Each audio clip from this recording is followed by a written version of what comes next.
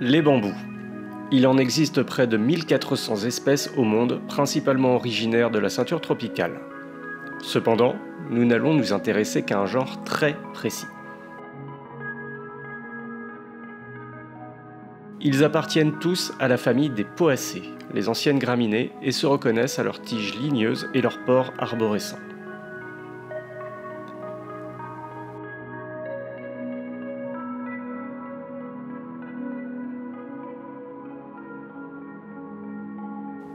Alors oui, nous savons tous que l'on peut allumer un feu en frottant deux bambous, deux bouts de bois, ou à l'aide d'un silex en percutant un matériau ferreux. Et bien sûr, il y a le firesteel manufacturé.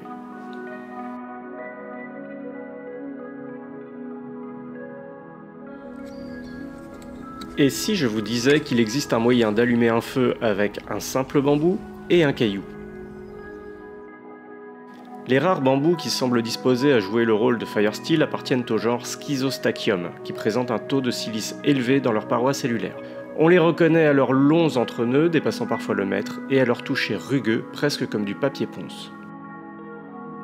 L'utilisation du bambou firesteel a été décrite dès le XVIIIe siècle dans l'archipel indonésien par différents explorateurs et anthropologues. On retrouve une telle utilisation en Papouasie-Nouvelle-Guinée, aux Philippines, à Bornéo, en Indonésie, en Birmanie et au Vietnam jusqu'au nord de l'Inde. Selon les divers auteurs, le bambou firesteel était la méthode de repli pour allumer un feu lorsque les autres tentatives de friction ne fonctionnaient pas. On voit par exemple sur cette iconographie que les locaux l'utilisaient pour allumer leurs cigarettes.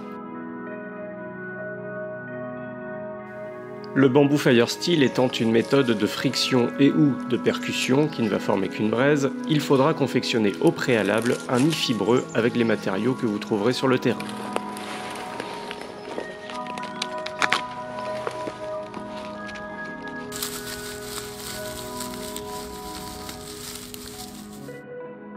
Le bambou firesteel ne va produire que de très faibles étincelles qu'il faut pouvoir transformer en braise. Pour cela, on utilise un amadou au sens large, une substance capable de propager une braise.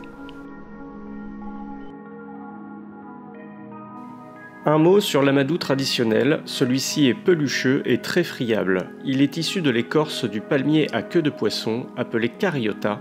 On récolte le matériau fibre comme du coton que l'on mélange à de la cendre de fibre de cocotier ou de pandanus pour le rendre encore plus susceptible aux étincelles. Le bambou n'est utilisable que lorsqu'il est sec. L'idée est de venir racler le bois avec un matériau dur. Ce racloir n'a pas à être tranchant, on peut utiliser un silex émoussé ou toute autre pierre vitreuse. On peut également utiliser un morceau de porcelaine issu d'une assiette cassée.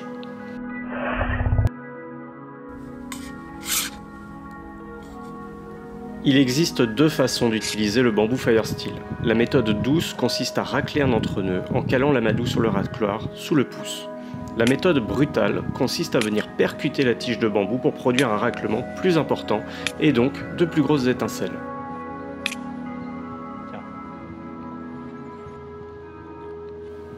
Dès qu'une braise est obtenue, il suffit de la transformer en flamme avec un nid adapté.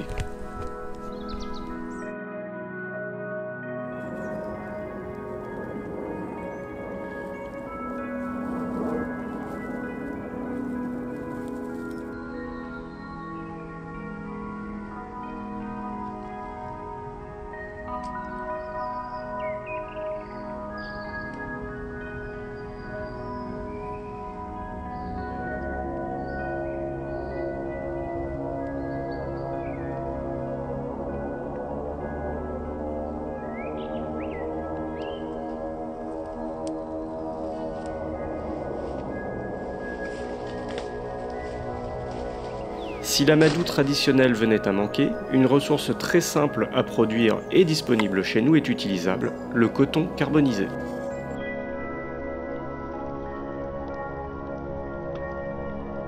Le bambou firesteel est l'une de ces méthodes sublimes que nous offre la nature, puisqu'il s'agit ici véritablement de récolter deux ressources disponibles dans l'environnement.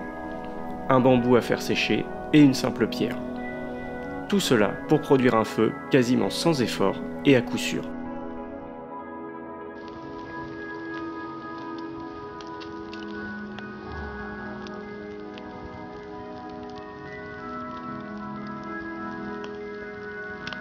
Si cette vidéo vous a plu ou vous a appris des choses, n'hésitez pas à la partager.